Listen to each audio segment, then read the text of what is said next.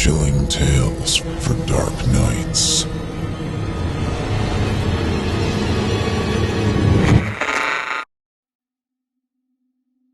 When I was around 7 years old, my family moved to a new house in the suburbs. I was originally against the idea, but I couldn't resist the prospect of my own room, so I eventually agreed.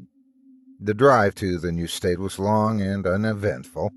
Even when we arrived, we were forced to stay in a hotel while the final details of the purchase went through. So when we finally set foot in the house, I was overcome with a sense of adventure. I raced down the stairs and ogled every nook and cranny before finally selecting my room. It was located in the basement at the end of the hall. As far as bedrooms go, it was certainly large, not as big as a master bedroom, mind you, but big nonetheless.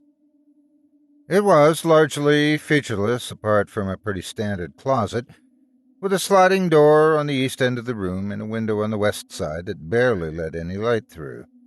I ran upstairs and told my parents which room I wanted, and pulled them to see it. It was adjacent to the room my brother chose, and they had no qualms about my selection. Within a few days, we had the room fully furnished with a play table, most of my toys, and a peculiar-looking metal-framed bunk bed. It was a kid's bed with only a top bunk, the foot of which faced the closet. Every time someone leaned on or climbed a ladder, it squeaked violently. I wasn't happy with it at first, but my parents told me that my original bed had been lost during the move, so for the time being I really didn't have an alternative. I begrudgingly accepted their explanation, as I went off with my brother to meet some of the kids in the neighborhood, all thoughts of that creaky bed leaving my mind in the bliss of playtime. That night, it was a hassle for my parents to deal with. By the time I was in my PJs and had my teeth brushed, I pushed my mom to her breaking point. I hadn't wanted to let the night end, though, so after my mother tucked me in, I waited a few minutes and, as carefully as possible, crept slowly down the ladder, so as to avoid the loud creaking noise that would for sure give me away to my frustrated parents. I tiptoed down to my door and poked my head out into the hallway. I had an excuse ready in the event my mother had been waiting, but she wasn't there. I crept down the hall and into the family room. Flicking on the lights, I made sure to mute the TV and turned on the console. I played games until I was almost too tired to stand. I sleepily flipped off the lights as I started back down the hallway. I was about 2 feet from my door when I heard a violent creaking sound coming from inside of my room. I froze in my tracks. My hand clenched on the doorknob, my knuckles white. I listened closer and heard the rustle of something climbing up my ladder and flopping itself onto my bed, causing another violent creak. Cautiously, I opened the door, imagining that maybe it was my mother checking to see if I had gone to sleep. But when I swung the door open, there was nothing. The bed stood empty. "Mom," I said quietly. "Mom?" "What, Ryan?" The sound of her voice at the other end of the hall nearly made me jump out of my skin. I wonder if she mistook the scared look on my face as panic at being discovered, for she wore an angry expression on hers. "Go to bed, Ryan," she said sternly. I tried to find words to explain that I had heard someone in my room, but it came out as a mad jumble, and when I saw the frustrated look on her face, I just nodded and stepped cautiously into my room. I'd cast one more glance up at my bed before I climbed up the ladder, interrupting the silence of the otherwise quiet house with its incessant creaking. I lay down on my bed and looked around my room. "Good night, Ryan," said my mom, appearing in my doorway, before flipping a nearby switch and plunging the room into total darkness. No sooner had she turned off the lights than a deep feeling of unease danced its way up my spine. I tensed my muscles, half expecting to hear something climb its way up my ladder, and snatch me away to some dark corner. But nothing did, and despite the unease that was rooted within me, I finally slipped into sleep. I woke up only a half hour later to the sound of something hitting the ground. I sat up slowly. Trying to adjust my eyes to the blackness, I peered down my ladder. There was nothing there. I was about to go back to sleep when I heard a thud coming from below. I held my breath and stared at the foot of my bed. In utter horror, I watched as fingers curled around one of my stuffed animals just beside my feet and dragged it off my bed. I pulled my legs close to me as the fingers came up again, followed by an arm, a very long arm.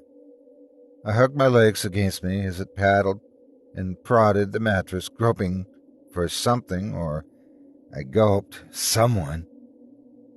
The thought brought tears to my eyes. After what seemed like an eternity, it finally receded back through the slits in the railing. I was too scared to move or even to speak. I just sat there curled up in a ball until I passed out from sheer exhaustion. That night, I was tormented by nightmares of strange men giving chase and of shapeless forms pulling me into the void. The morning couldn't have come soon enough. I went through the day and told myself that it was just another nightmare, that there was nothing in my room. Slowly but surely, I lulled myself into a false sense of security. I stepped back into my room that night, confident that it was just a figment of my tired mind. Just before I drifted off to sleep, however, a thought crossed my mind. I sat up and counted the stuffed animals at the base of my bed. 1, 2. I paused. 3. No, I thought. That can't be right. I counted again. 1, 2, 3. 2 of them were gone. Terror began to creep in, but I told myself more lies. I kicked them off of me, I rationalized, or they fell when I pulled my legs up. I repeated these in my mind until at last I fell into a restless sleep. I woke in nearly total darkness. The only light emanated from the bathroom at the other side of the hall, and that barely hit the lip of my door. I cast a weary glance at the foot of my bed where 3 stuffed animals dutifully stared back. I sighed, flopping down on the mattress, sending a creaking noise reverberating throughout the dark room. I paused to make sure that the sound hadn't woken my brother. Holding my breath for a few moments, I strained my ears. Then I heard it. A slow, shuffling noise, coming from the end of the hallway. It took me a few moments to realize that it was coming towards my room. I froze. Maybe it would go away if I sat still and silent. As if, in response to my wishful thinking, it started moving faster, closing the gap between the 2 ends of the hallway with increasing speed. I slid down my ladder and practically threw myself into the closet. I didn't have time to close the door, so I just held my breath and waited. I heard the shuffling figure breach the door of my room and pause for a moment.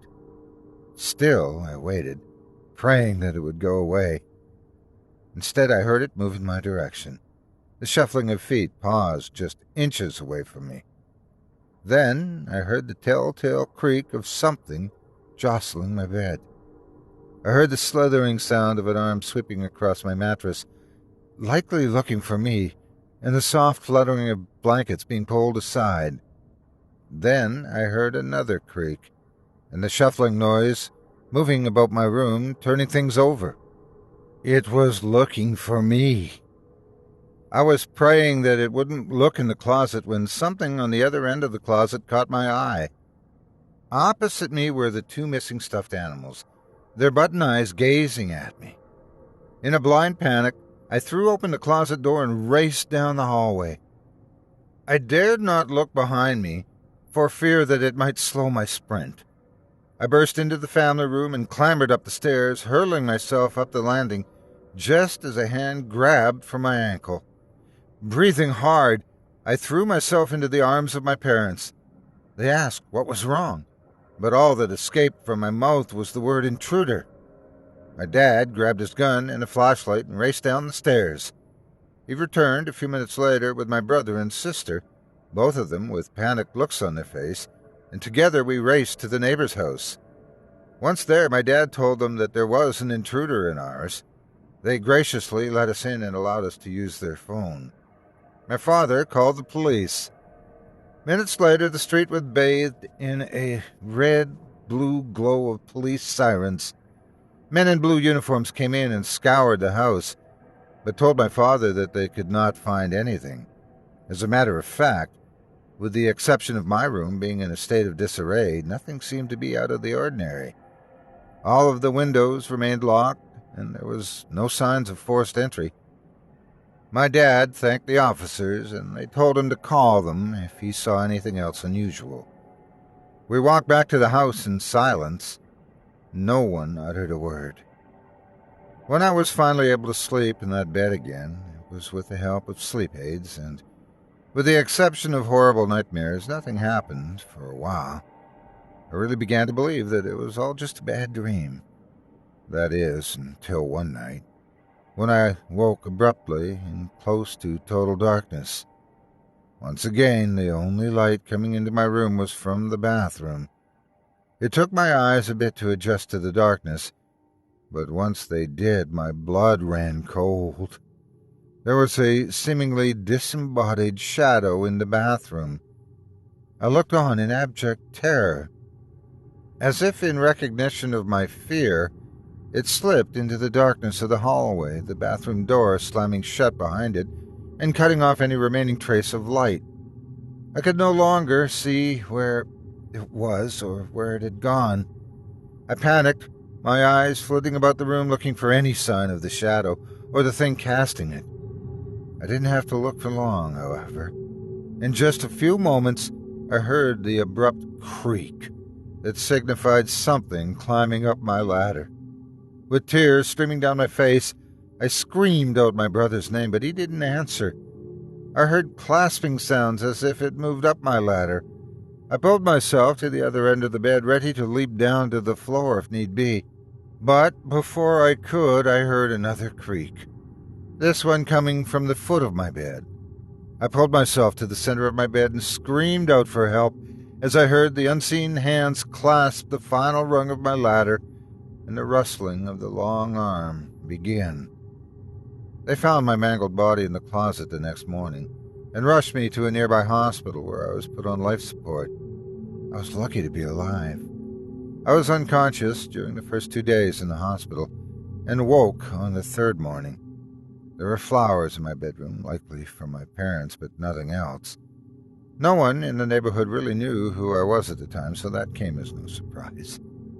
The hospital called my parents and notified them that I was awake, and they and my siblings rushed to my side. Before long, I was visited by 2 police officers and a woman in a brown suit, who I now realize was a child psychologist. I recognized one of the policemen as the one who had told us that the house was all clear the night of the first incident. "Ken," he began, taking a deep breath, "can you tell us who did this to you?" I nodded and replied faintly, "It was the monsters." I squeezed my eyes shut as if expecting my assailants to appear before me. I heard the officer kneel down beside my bed. "Can you describe these monsters?" he asked. I nodded again, my eyes still shut tight, a feeling of fear sweeping over me. "One of them had a long arm that it used to pull my stuffed animals off the bed. The other one was like a shadow. I couldn't see it, but I could hear it." The officer remained silent for a while, then excused himself with a thank you, saying a few words to the psychologist on his way out of the room. I was tired and in pain, so I closed my eyes and drifted off to sleep. When I woke, the sun was up. I turned to my alarm clock, which read 9 a.m.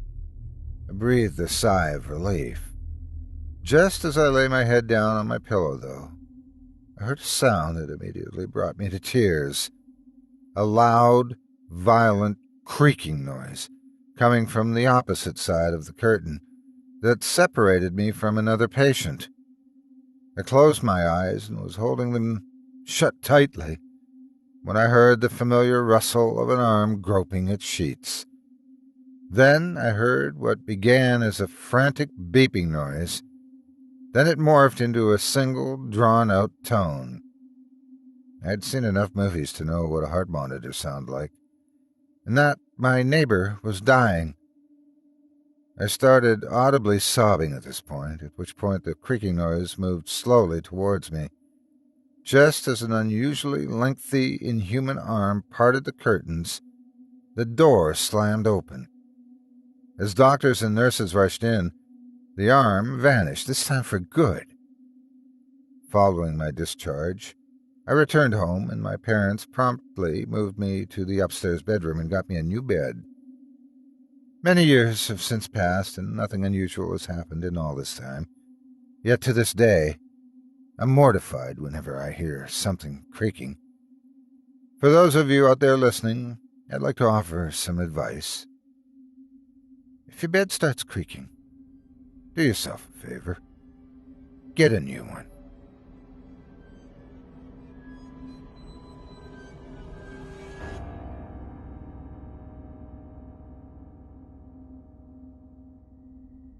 The hangers are still swinging in my wardrobe, and all my clothes are scattered around my room.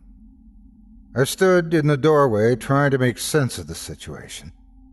What the hell's been in here? There's no sign of forced entry. The door was locked when I came home, exactly how I left it. I live alone and I don't have any pets. Moreover, the hangers are moving as if my clothes had been ripped off them just a few minutes ago. I walk into the room, perplexed and annoyed. I search under the bed. Nothing. Inside the wardrobe. Again, nothing. Under my computer desk. There's no one here. I walk to the window. It's closed. I look out, and I can see my driveway below, but I can't see anyone there. Whoever this prankster is, they're gone. I don't know how they got out, but they aren't here now. The clothes are back in my wardrobe.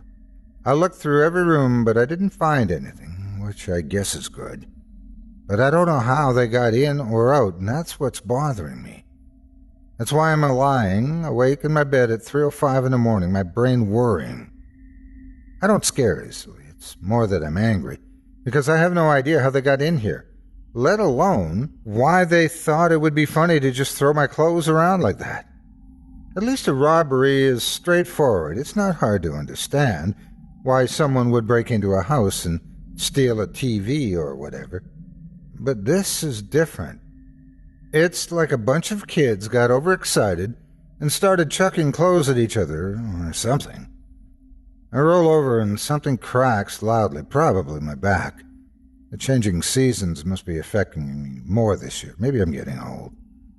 I wake for work as usual, get dressed in my nicely creased clothes, and head out. I'm in the driveway with my keys in my hand, my mind still buzzing from yesterday's weirdness, when I feel a weird tingle in the back of my neck. I turn and look up. There, stood in my window, looking down at me, is a naked man. Well, I say man. It could just as easily be a woman. I can't see any genitals. It just stood there, looking down at me, naked and bald. His skin, a faded yellow color. It's weird.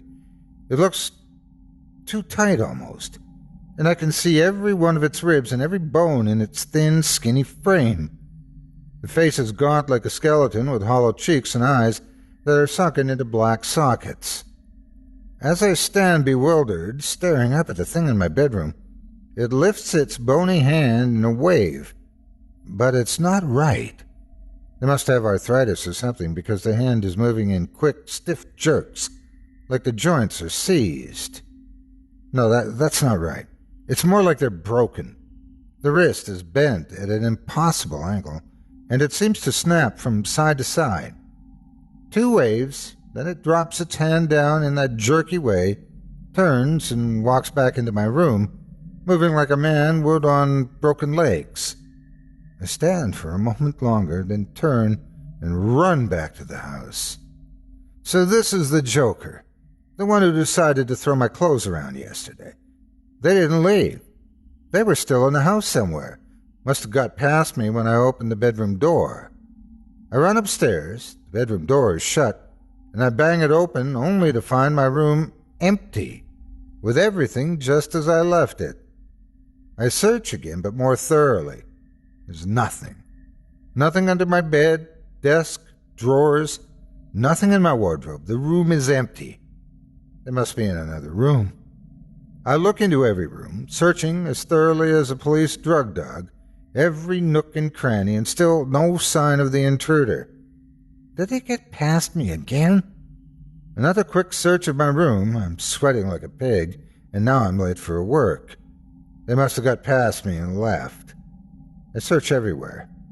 No way they're still in my house. The old creep probably escaped from a nursing home, all confused, maybe even with dementia. Could be why they messed about with my clothes like that. Weird old freak. I run out to my car, panting and stressed. I look up at my window. No one there. Good. Maybe they got the hint that I wasn't messing around. Work is normal, same old boring crap, and when I get home, all my clothes are undisturbed, still in the wardrobe where they should be. I sleep well. My joints are still cracking whenever I change position, but I sleep sound in the knowledge that the intruder is gone. The mystery of the moving clothes is solved. Well, I still don't know how they got in or out, but whatever. They aren't here now, and that's what matters. The morning starts off, same as before. No creased clothes this time, though. I look sharp.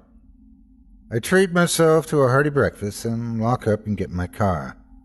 The engine's running, and I'm just about to pull off when I glance up at my bedroom and see it. Stood in my window just like yesterday.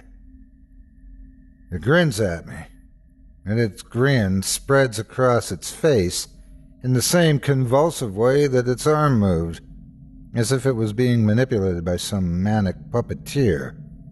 Its lips crack as it smiles wider, like a mannequin with a frozen expression gone horribly wrong. I stare back and feel a rage bubble up inside me. The thing is grinning at me, like an obnoxious child. I rip my keys out of the ignition and storm into the house, locking the door behind me. They aren't going to get out this time. I tear my house apart, pulling all the furniture away from the walls, swearing under my breath as I go.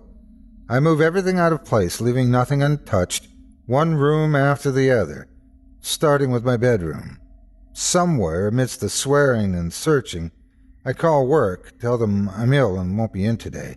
Chest infection, which is pretty convincing, since I'm panting so hard between words. I put the phone down and continue with the hunt. I search all day. Nothing. No one. Zip. No sign of anyone ever being there. But they were here. I sleep restlessly, nightmares of figures standing over me, creeping out of the walls and floors. I must have been fidgeting because one of my bones cracked so loudly it wakes me up. It's morning and I feel awful. I get up, but I don't get dressed. I just put my dressing gown on and sit at the kitchen table, running the last few days' events through my mind. Then a thought occurs to me. I go to the front door and open it, but I don't step through. I pause a moment, then slam it shut. And that's when I hear movement upstairs.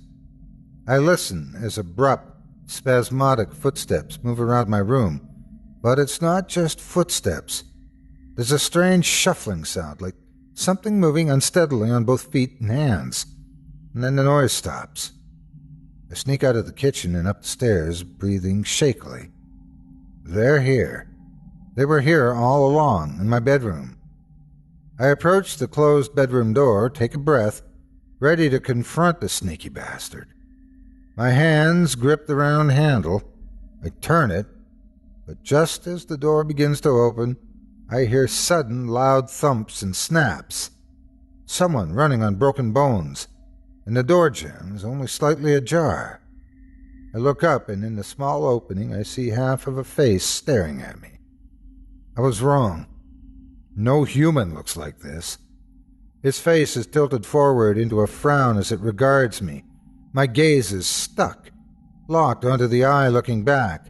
The eye is in a large black socket, with a dark red and yellow iris and tiny black pupil, filled with such intensity and cunning I've never seen before. The eye narrows as if giving acknowledgement of my sneaky trick. I can't move. Then the creature's eye widens, its black mouth opening to an impossible gape as it lets out a scream that deepens to a deafening roar. The door slams shut against me so hard I'm knocked off my feet and down the corridor. I lie on my back, staring at the door. My breath comes in short, sharp gasps, and I can feel sweat dripping off my body. I lie there for a while before I scramble to my feet and stumble downstairs like a drunk. I call the police hurriedly, and then I go outside to wait for them, careful not to go onto my driveway. I don't want to look at that thing ever again. I want it out. The police arrive within minutes. I splutter confusedly at them, holding back tears. My story is incoherent. I'm clearly in shock, but they get the gist. 3 officers search the house, one of them with a dog, while another female officer makes a cup of tea for me and takes a statement from me. The tea helps. I tell her everything that's happened, starting with my clothes being moved, ending with my cell phone call. She nods attentively and takes notes, and I feel much better now that they're here. They know what they're doing. The police search for 2 hours but find nothing. They suggest that maybe I missed something, some hidden corner that I hadn't looked in. But their presence would almost certainly have scared anyone off, and there definitely isn't anyone else in the house. I start to feel stupid, and all thoughts of creatures and strange beings dissolve in my mind as I return to my senses. It was just an old man, scared and confused. I thank the officers, apologizing profusely for wasting their time.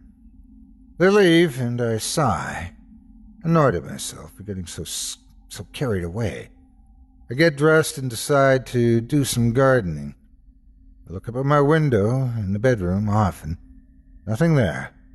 The police would have found whoever it was if they were still there.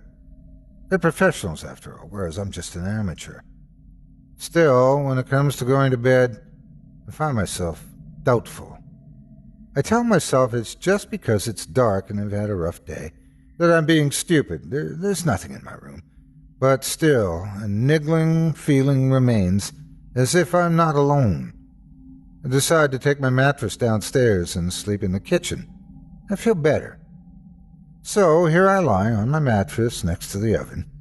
I can't hear anything moving upstairs, but to be honest, I'm trying not to think about it. Something about those snapping sounds and the way the footsteps moved so spasmodically freaks me out. And that eye, that staring, hateful eye, I don't want to think about that.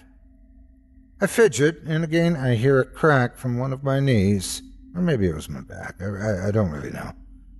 Was my mattress always this uncomfortable?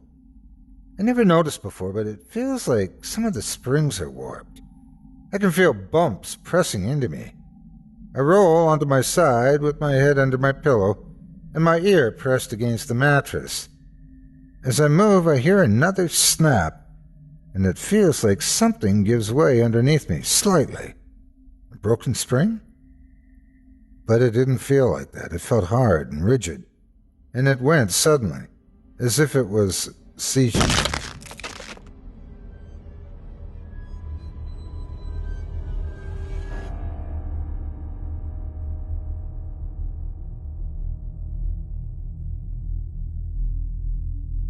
When hiking alone in my 25th year in the southwestern barrens of the Newfoundland interior highlands, I found myself lost for 3 days in which events took place that disturbed me in ways I thought not possible. In those 72 hours I wandered aimlessly, but not without purpose, into what I can only describe as some sort of grand hallucination or a waking fever dream. And the thought of those days in that lost wilderness brings me to tears now as I type these long repressed words which have plagued me for a lifetime. Forgive my ramblings and my endlessly meandering mind and my thoughts, which run way too long and too wildly, and remember, please, that those same unending images plague me in a way that you could never begin to imagine. Forgive me as I try to describe the agony that I endured in those days and throughout the sleepless nights since those steps I took into a world best left undisturbed. A long weekend on holiday from the teaching college seemed to me the perfect opportunity to rediscover places I had visited in my youth with an uncle, my mother's brother, who had trapped foxes and beavers and mink and the elusive Arctic hares which used to run like lightning through those lands. He had taken me on camping trips into the barrens where we walked and talked and fished for trout in cold little pools and sat around small fires brewing tea in apple juice cans. He would tell me stories of his people, the Micmac, and how they would hunt the herds of woodland caribou that ran thick as sheep through the unending country in the days before the white man and the moose and the coyote came.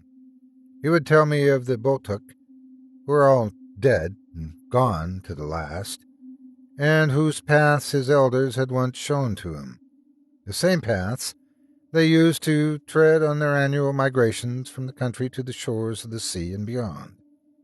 As he told me, if my memory is worth trusting after all these years, of the people that had lived there even before those native folk, whose language and paths and territories and legends and gods were witnessed only by the dead ancestors of our dead ancestors, and of whom there was no living memory other than the rumor that they had once lived in that land. He shared with me the subtle and minimalistic clues of their heritage that he had gathered from his elders, but much of it was unknown to him even in those days because he had been forced into learning by missionaries under the name of the Catholic Church at a young age, and they had schooled him in English and forbade the uttering of his mother tongue. From what I was able to gather from him, before he passed away in his 40s, is not enough to fully describe the culture of those people. None of their language or customs were known to him, and of their origins he would simply state that they were of that place, not that they had originated there, but they had always been there.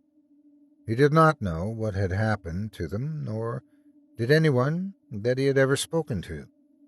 It seems to me now that the truest explanation of those people is that they once were there, but now they are not, and any pondering as to why this is the case is so far removed from the time of those folk that it becomes an irrelevant question.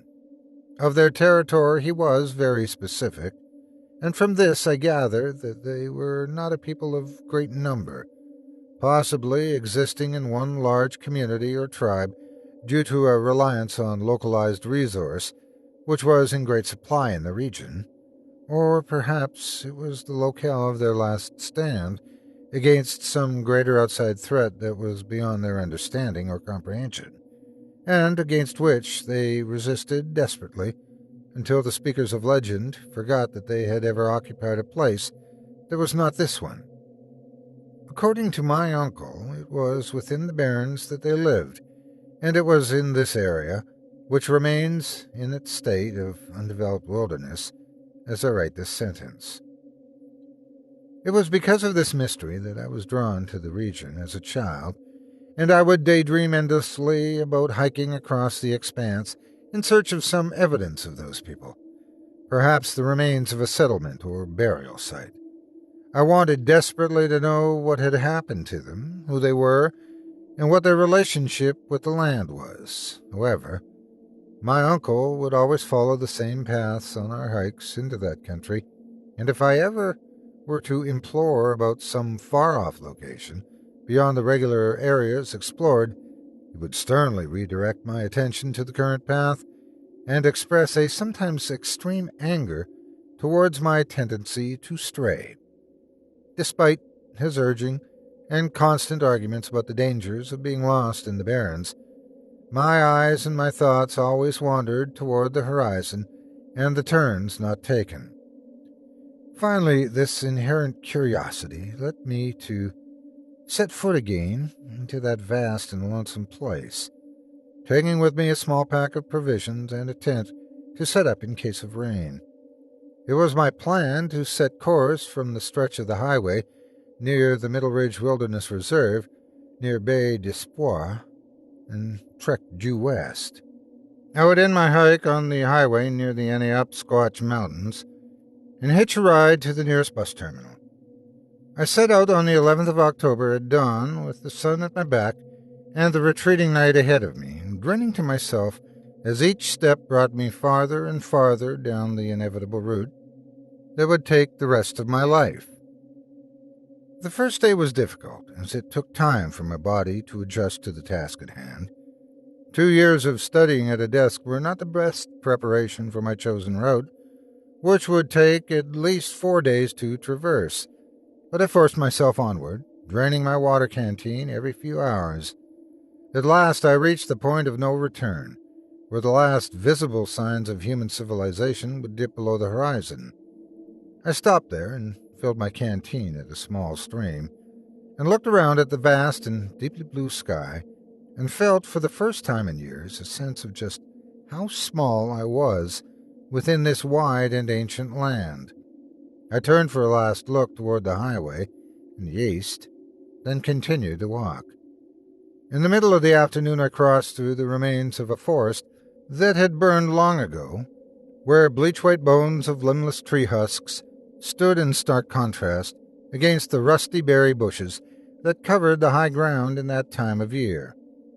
Later I stumbled on the remains of a campsite, the occupants of which had left dozens of shattered beer bottles strewn across the ground in a wide arc around their fire, as though they had been betting who could throw the farthest. That night I slept beneath the stars in a dry hollow between dwarf fir trees and watched the stars flickering overhead in the inky blackness. I had never felt so alive. The second day, I woke with a start as the little stunted trees around me shook with a thundering of footsteps, and I stood up to find my camp surrounded by a small herd of migrating caribou. There were about 50, and they moved steadily eastward, chewing at the ground and puffing steam from their long muzzles, and they had soon passed me by heading into the sunrise. That day I walked slowly, because of the muscles cramping in my legs, but in a few hours I had found my pace again and moved steadily westward into that place, opposite to the journey of the caribou.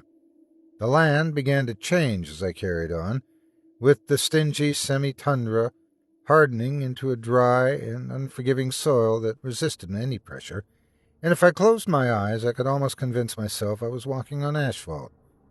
By noon I came to the edge of a wide valley, carved by glaciers and millennia of erosion into a sloping bowl that stretched nearly to the horizon on the other side. There was a river flowing through it, and I decided that I would rest there. It took until late afternoon for me to come to the river, and when I did, I was more tired than I could ever remember being. My feet were blistered, my shoulders aching from my pack, and the smell of sweat in my clothes was so strong that I stripped naked and wrung them out in the cold, clear water. I began to think then that my trip was not as well planned as I had thought. I had only just enough food for 3 days, although I was sure I had packed more, and I hadn't brought a change of clothes because I thought it would save space. My mood turned sour, and I stared angrily at the valley wall before me, and made the hasty choice to climb it before setting camp. It would be dark by 7, but I didn't care. I was so fed up with myself that I just wanted to get the hike over with as fast as possible.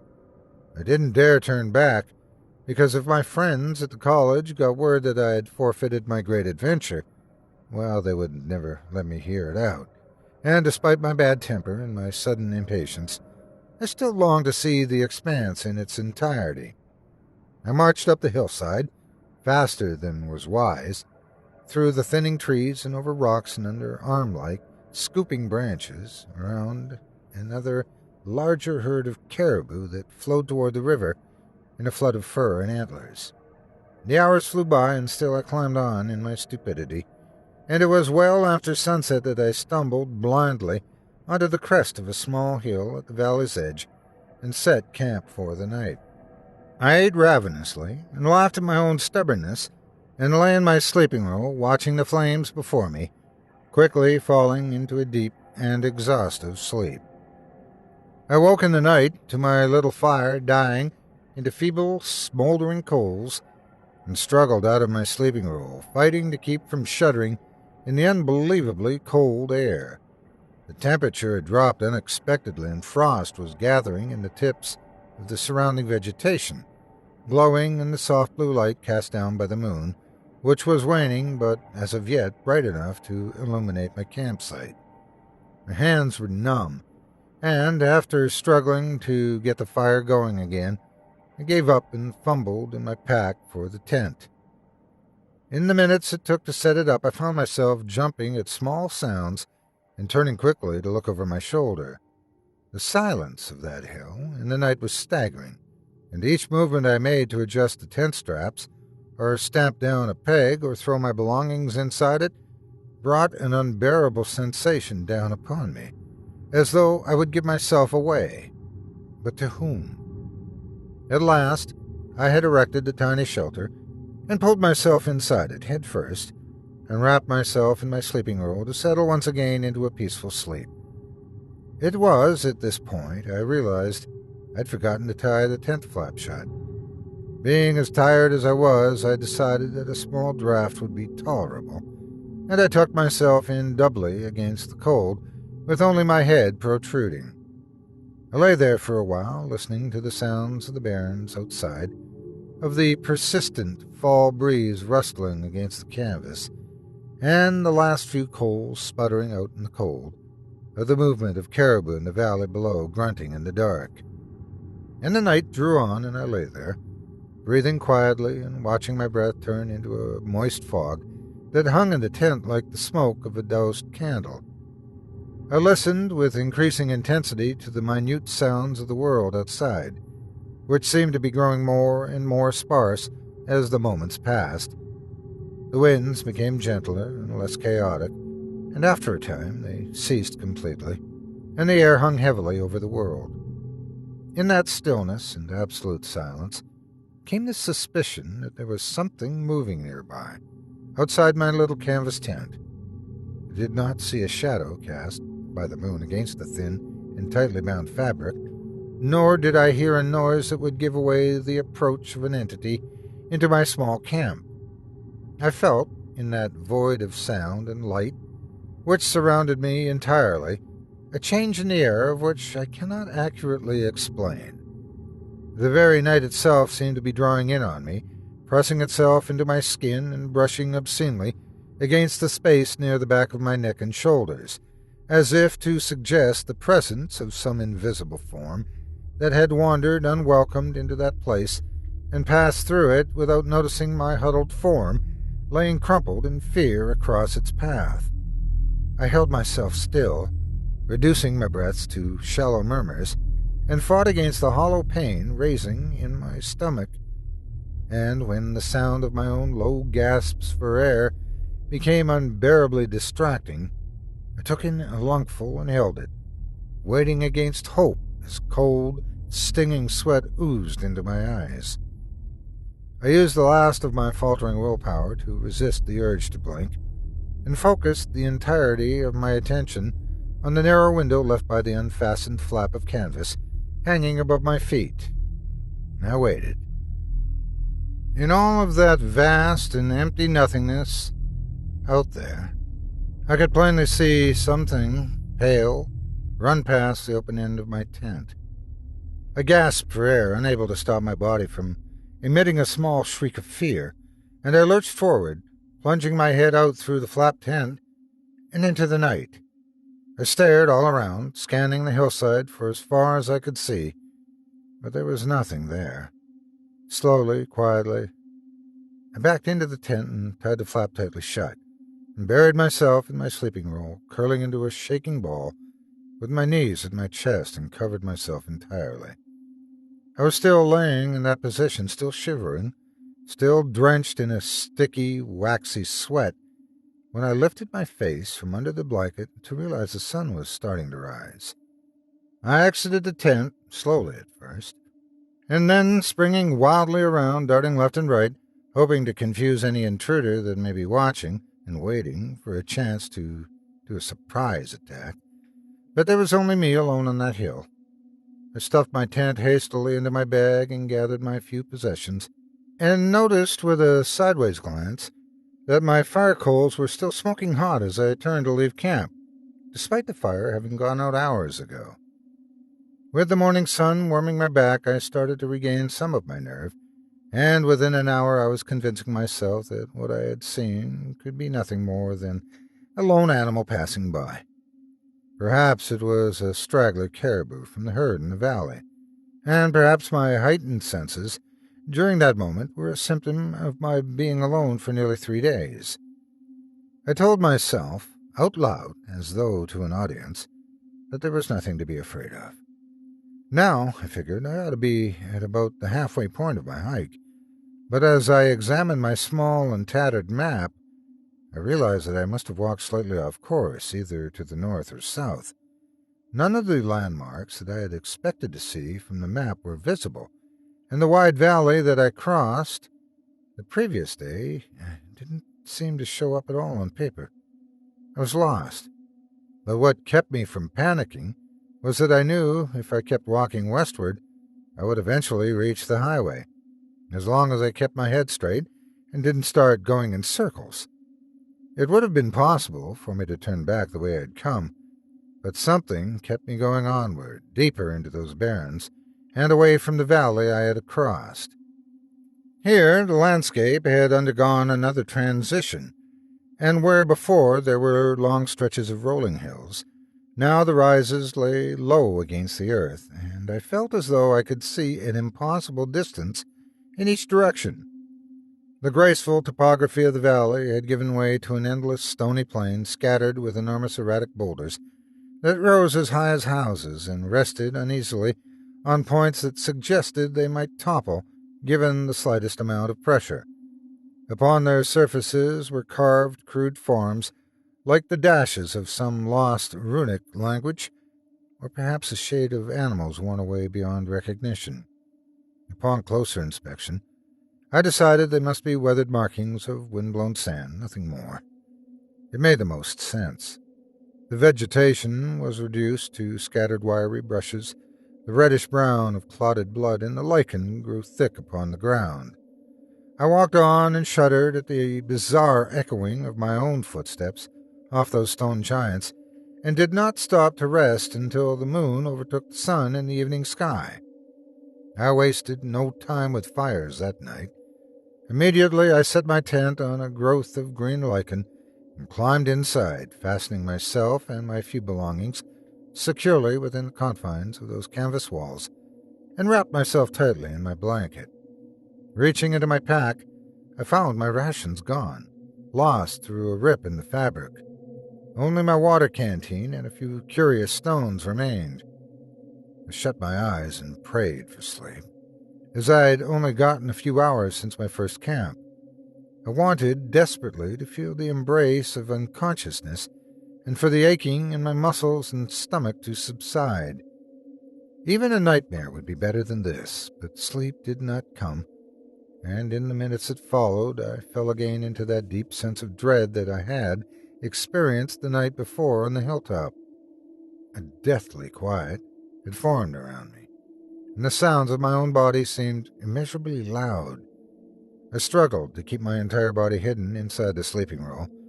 It was slightly too small, and my feet, or the top of my head, or my back, kept protruding into the cold air of the tent, and in those moments I shuddered and frantically worked to conceal myself again.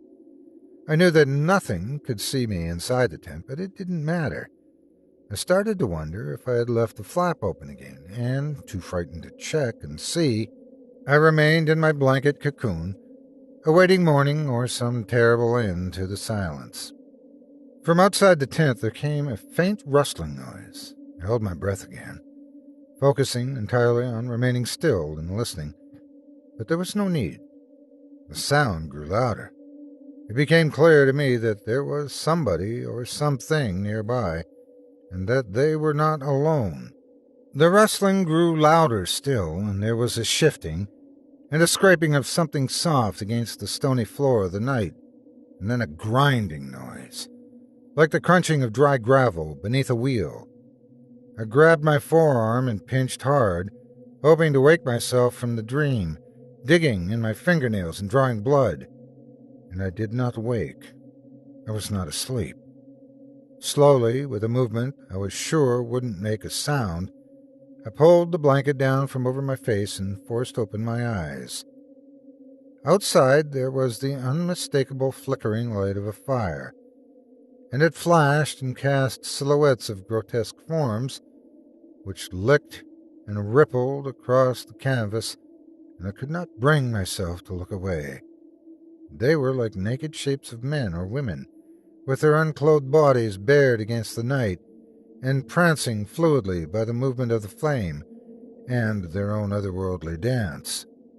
And their long, distorted forms wound themselves around me in my tiny cold bed, and sucked the breath from my body, as they lifted their arms to the night, and sang in a tongue that seemed not to come from their mouths, but from the very earth itself, and sounded to me nothing like speech at all. And they were not like men or women. From their bodies there came impossible shapes, like antlers or tails or branches of trees or the billowing of clouds or the glistening forms of some rotting thing that had once been alive. They swayed with the fire and chanted and transformed, and they heard the screams of terror bursting from my own shapeless mouth, and approached the tent, and then I knew that there was no hope, and my eyes filled with sweat and tears, and blinded me so I did not see their faces when they came, and dragged me away into the horror that waited out there in that cruel and loathsome night. I woke in the morning with frost in my hair. My tent and my pack were gone, and around me, in a perfect circle, lay the remains of burnt wood and coals and bones blackened from roasting. I rose and stared around me, my eyes darting from one boulder to the next, expecting to see one of my attackers out there watching me, but there was nothing. I walked in a circle, jumping and clapping hard in an attempt to bring back life to my numb feet and hands. My boots had been taken as well, and all the while staring around in the dim early light. On the ground there was a chunk of burned meat, with a full day and night's worth of hunger gnawing at me. I picked it up and sunk my teeth into it, hardly chewing before swallowing and tearing off another bite. On the outside the meat was black and hard, but inside the crust was still raw red and warm. Blood dripped down my chin and soaked my clothes, and it seemed to tense up when I sunk in my teeth as though the muscle were still alive. I couldn't stop. I gorged on the strange flesh, and when it was gone, I licked my hands and sat on the ground staring up at the orange and violet sky, and broke into sobs of joy, or relief, or despair. I cannot say what it was for sure. And I started to walk again, with my back to the sun. After a time there came the sounds of claws or hooves on the ground, but I did not turn back to look. I kept walking westward, even when the great stones on either side began to creak and groan, as though they would fall and crush my body into nothingness. I did not stop when the chant began again in my wake, and the sky became choked with clouds and the air grew hot and moist, like the cavity of a freshly dead corpse. The smell of meat was in my throat, and I gagged and fell to my knees, but my retching brought up only ash and bile, so I got to my feet again. The sound of the dancing, chanting things followed me in my hysteria throughout that day, and the night that followed, out of the hard plain and over fields of yellow grass, and through the stinking bog where my bleeding soles turned the water red. I dared not turn to face them until the next day after I had passed between two toppled mounds of stone that perhaps once had been placed by hand, and it was in that moment when I finally looked behind me and saw that there was nothing there. Sometimes I think that was worse than everything that had happened before. By noon, I had given up and toppled face down on the ground and lay there waiting to die. I wanted to die. I did not shudder when I heard footsteps approaching, or when the shouting started, or when the hands closed tightly around my shoulders, turning me onto my back so all I could see was the blinding white light of the sun in my eyes. It was a hunter staring down at me, shaking me with a look on his face that told me he thought I was dead. He half-dragged, half-carried me to the roadside, just over a kilometer away, and helped me into the back of his truck where I lost myself in a fit of tears and screaming, and insisted that it couldn't be real. He drove me to the hospital, urging that I have the food and water he pushed in my face, and I thanked him even though I was too tired to eat. I never told the doctors what I had seen because I know they would have surely had me locked away, and perhaps they would have been right to. Perhaps the medication they would have prescribed me might have helped me with the nightmares and the hallucination I've had since then, but I've always been too afraid to let them examine me.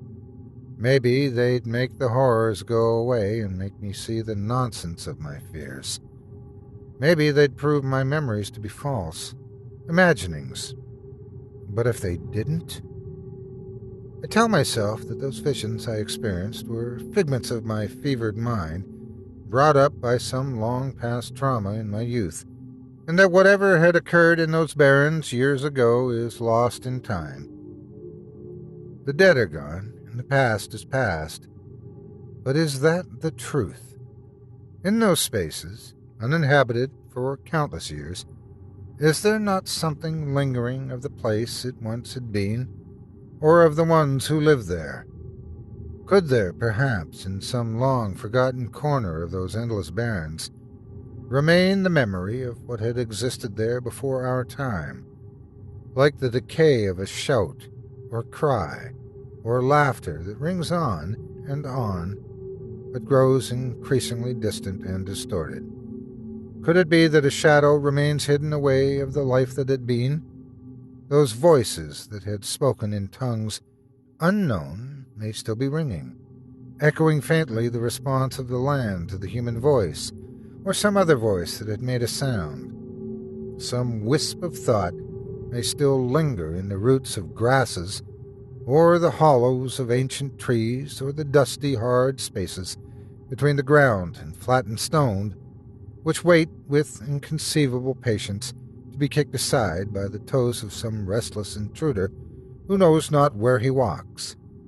And if he stops abruptly and listens, with a sudden vivid sense of his loneliness, and the pulsing in his chest, and the breath of hot wind against the back of his ragged scalp, and twists around in his sweaty clothes and holds his breath in his throat in a moment of painful and terrible anticipation, does he hear it? I'd rather believe I'm insane.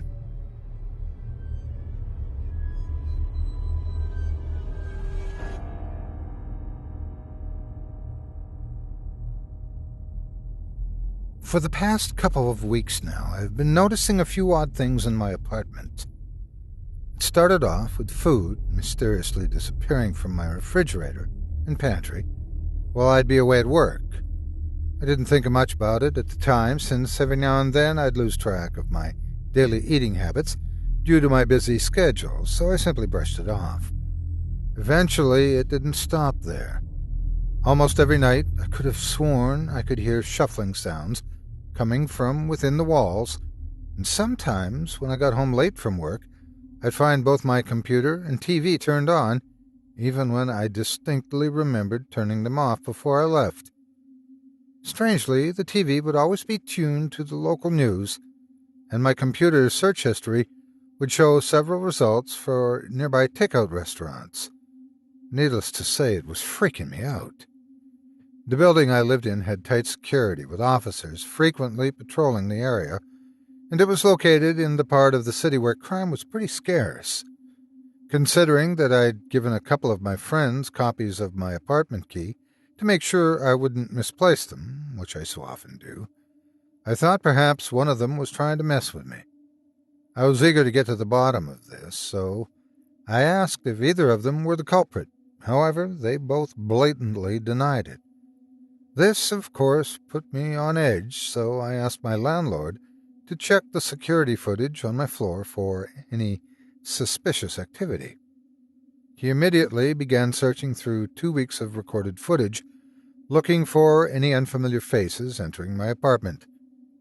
He finished his investigation the following week and said he's found nothing out of the ordinary.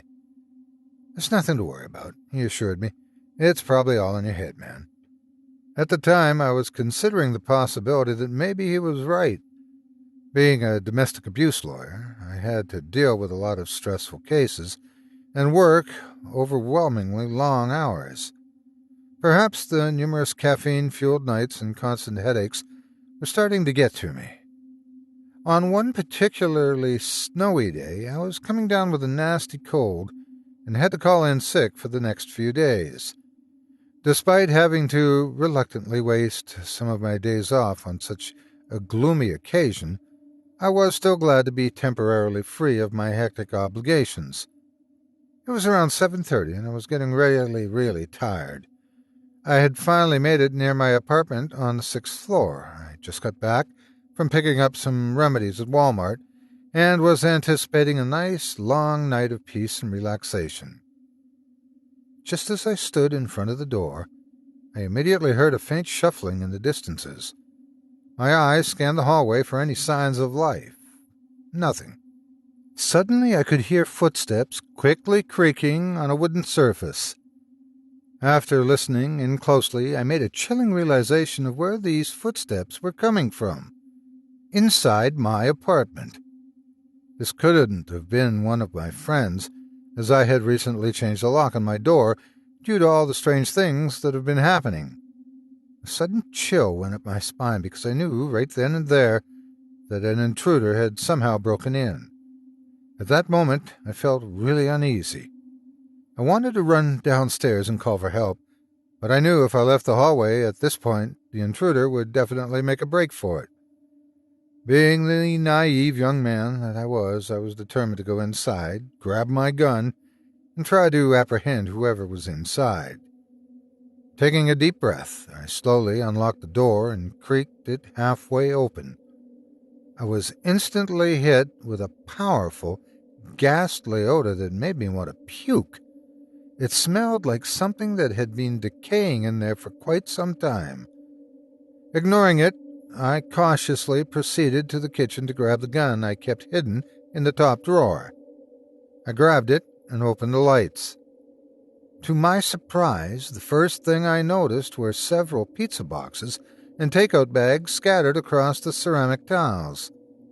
This struck me as rather odd because I knew I didn't order any takeout that day. I also noticed that there were food-covered footprints leading directly into the living room. Someone was definitely in here, and it looked like they were in a hurry to remain hidden from me. I slowly made my way into the living room with my gun at the ready. The footprints led right next to the boarded-up wall that was stationed on the other side of the room. There were a couple half-broken planks in the middle of it that I hadn't gotten around to fixing yet. Very carefully, I walked towards the wall for a closer inspection. My heart was beating with every inch I took. I stopped walking around a few feet away from it and began closely examining it. I couldn't make out anything inside, so I moved my head in even closer to search for any signs of life. Again, nothing was completely visible, as it was pitch dark inside. So this time I pulled up my phone, put it in the wall, and turned the screen on. Suddenly, out of nowhere, I saw two amber-red eyes staring directly at me. My heart dropped like a rock. I quickly stumbled backwards, trying to keep my balance. A sudden rush of adrenaline swiftly filled my entire body. I quickly spoke in the most intimidating voice I could muster up. "If you don't get the hell out of here right now, I swear I'll blow your damn brains out." I exclaimed. Silence subsequently followed. I was half expecting some demented lunatic to rush out from there and attack me out of nowhere, so I prepared myself for an epic battle. "Didn't you hear me? I'm not messing around." Before I could finish my sentence, I was interrupted by a faint sobbing coming from within the wall. The intruder took in a deep breath and spoke in a soft tone. "Please, don't hurt me. I'm really sorry about what I've done," the intruder replied. The voice sounded like it belonged to a frightened little girl around the age of 13. This really wasn't the dramatic response I was expecting. I lowered my gun as the tension in the room quickly shifted to that of confusion. "Jesus, kid, you nearly scared me half to death," I said. "Who are you and what exactly are you doing in there?" No response. It seemed like my initial reaction shook her up a bit. "It's okay, you can tell me. I promise I won't hurt you." I slowly backed away from the wall to assure her that I wasn't a threat. "See?" After a brief moment of silence, she replied once more. "My name's Maple," she said in a jittery voice. "I don't mean to cause trouble. I only wanted to get away from my mean parents." "Maple?" I paused for a minute, trying to recollect where I've heard that name before. Then it hit me. Maple was the little girl that went missing in the area several weeks ago. The media reported that she allegedly ran away from home after her parents had physically abused her last Christmas. She must have slipped into my apartment when I forgot to lock the door that day. At that moment, I felt genuinely sympathetic, mostly because I've dealt with quite a few runaways in my line of work. Poor thing must have been scared to death. I guess when I ran out of food, she decided to break into my neighbor's apartment and help herself to their leftovers. She probably dropped all of it on the floor and made a break for it once she heard me come up to the door. I remembered at this point that there was a police car parked right outside of the building. I figured that I should first try to comfort her before calling the cops over. "It's okay, sweetie. Everything's going to be all right," I assured her. "Just please come out so I can make sure you're okay." She suddenly stopped sobbing and became quiet. Dead silence filled the room as I anxiously awaited a response. She was almost starting to freak me out. After about a minute passed, she finally said something. "Okay, but could you first put the gun on the floor and come closer?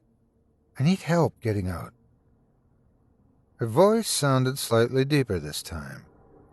The sudden shift in tension kind of threw me off at first. I wanted to comply with her demands, but I had this strange, eerie feeling deep inside that something was off. At the time, I couldn't make out what it was, though.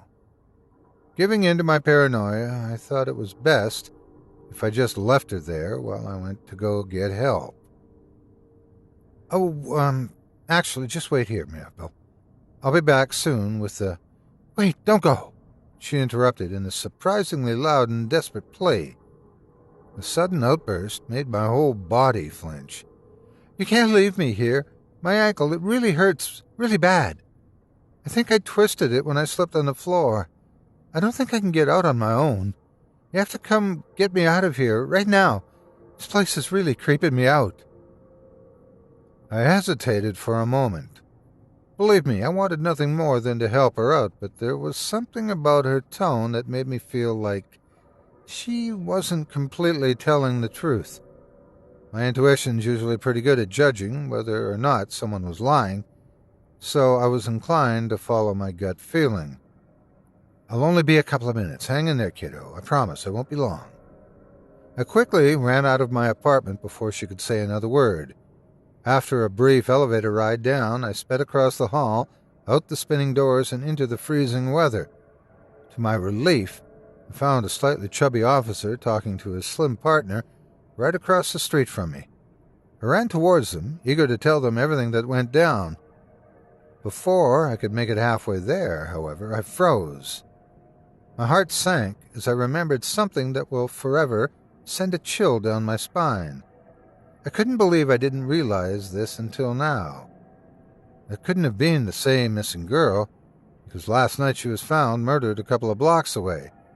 Her lifeless body was discovered stuffed inside the wall of a vacant apartment. It was all over the news this morning. Struck in awe, I was left nervously wondering who the hell was hiding in my walls this entire time. I wasted no time as I rushed to the police and frantically told them everything like a nervous wreck. At first, they thought it all sounded a bit sketchy, but after I persisted for a few minutes, they were finally persuaded to follow me and take a look. Without catching my breath, I ran back to my apartment with the officers following closely behind.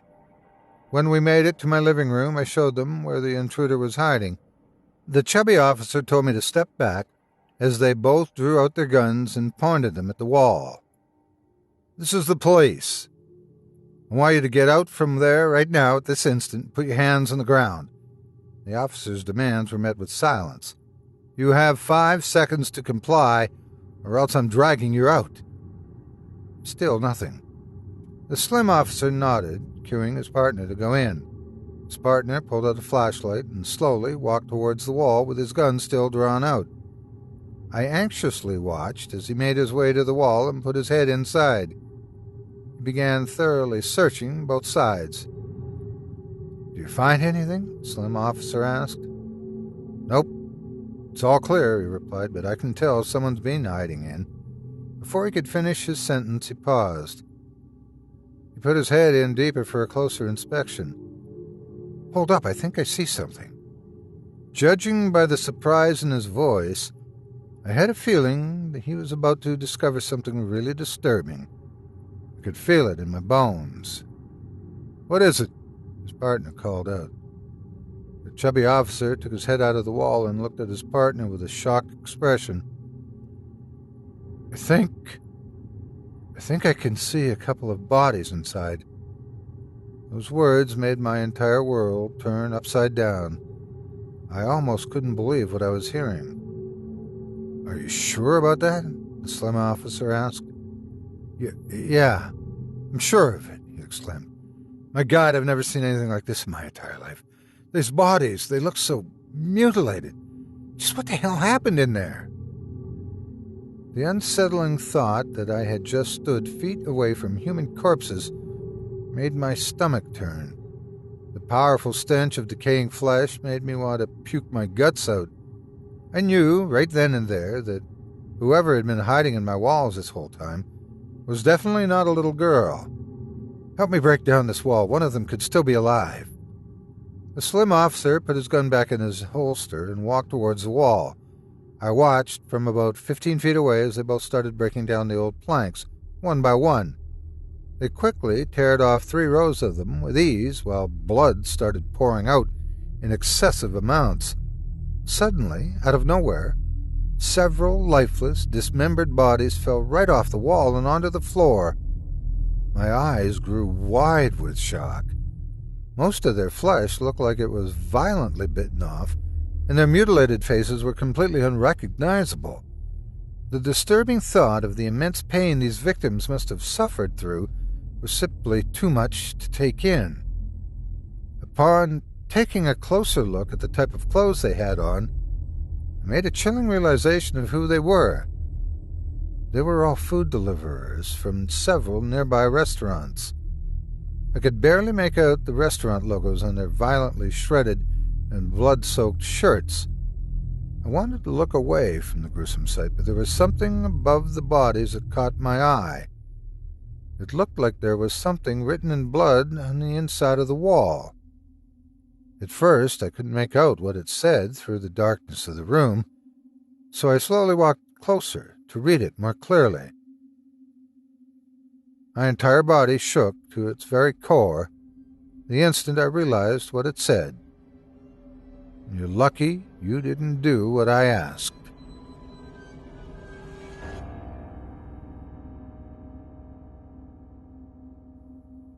He's waiting, he's watching, he's biding his time.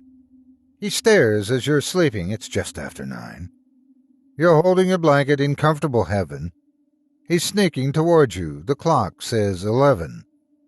You dream about candy and chocolate and fun. He's nearly beside you. It's just turning 1. You don't see him coming. There's no time to flee.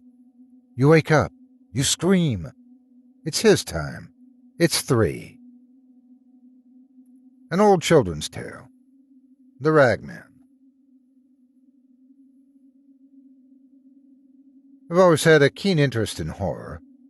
Ever since I was a young boy, and my friend Richard and I used to sneak into his living room at night when I'd stay over. We'd stick on whatever scary film we could find on VHS, or we'd turn on his TV and watch one that we'd spotted in the TV guide.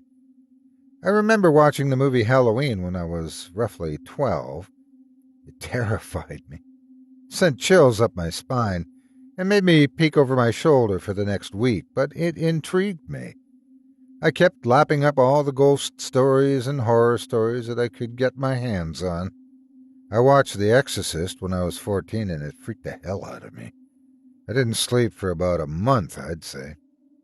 And that was also roughly around the time that I discovered the delights of Stephen King and James Herbert novels. Nerve-shredding chills on every page, and there was just so many of them that I could barely have the time to read them all. No matter how old I got, no matter how mature I became, I never lost that spirit. That need to be frightened by a horror story or movie. That desire to feel terrified. That's probably why I turned to writing horror myself. I just wanted to give someone else the thrill that I'd been seeking all throughout my adolescence. In time, I unfortunately grew desensitized to scary movies and books. It's part of growing up. The feeling of fear when watching a terrifying movie alone with the lights off began to get diluted as I became older, and I began looking for bigger and better scares.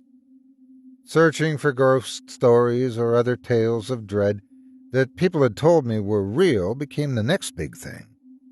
Not the stories that you might see on the TV screen, and then switch off and simply try to forget.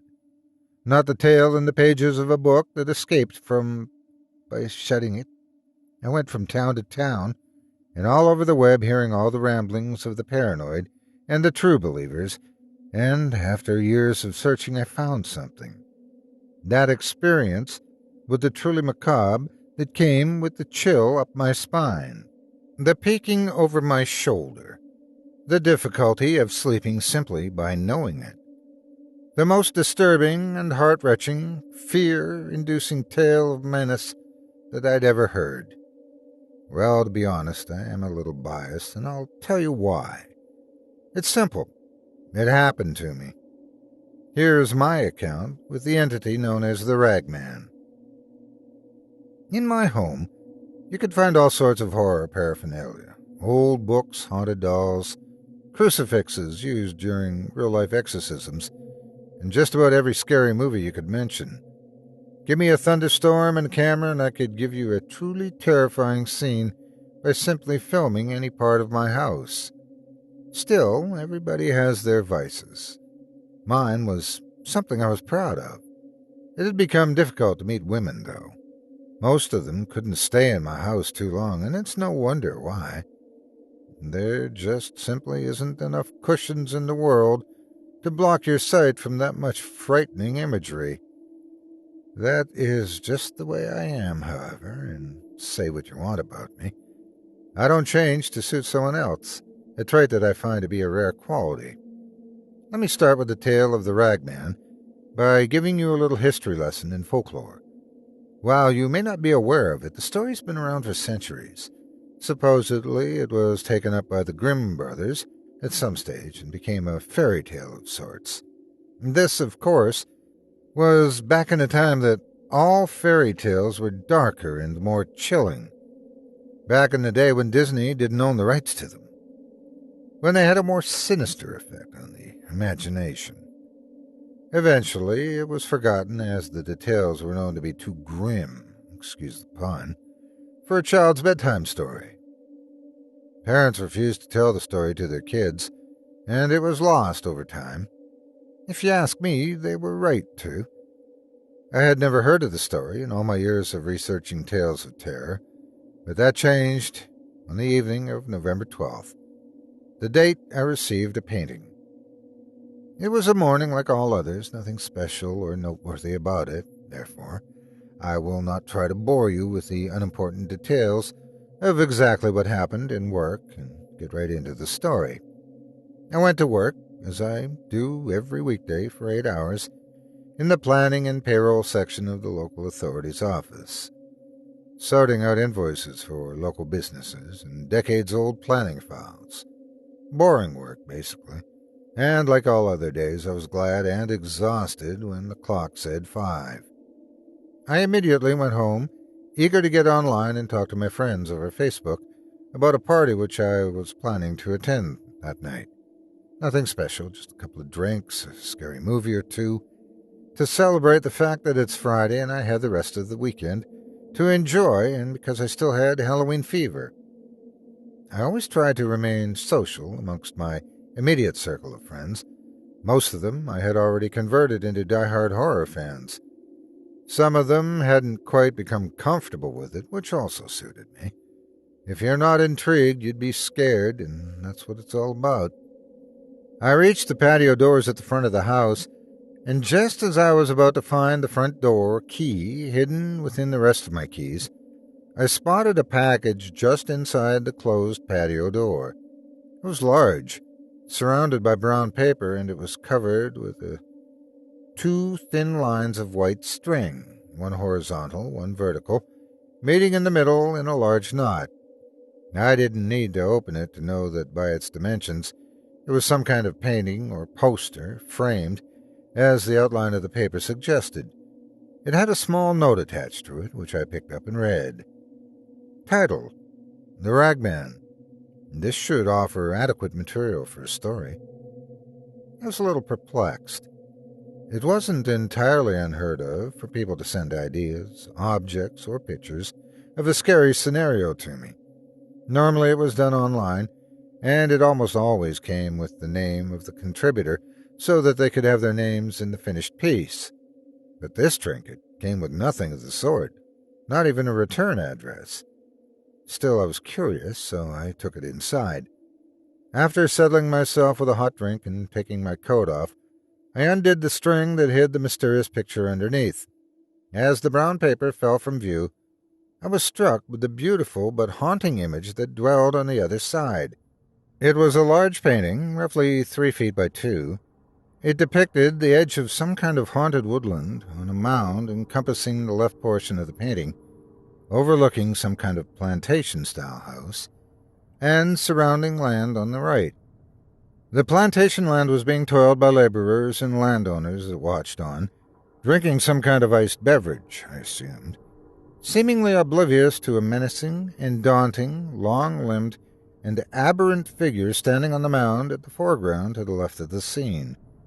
He was wearing some kind of strange pink-striped, dark and ragged suit that barely covered the base of each of his twisted limbs, his fingers extended, pointing toward the house in the distance.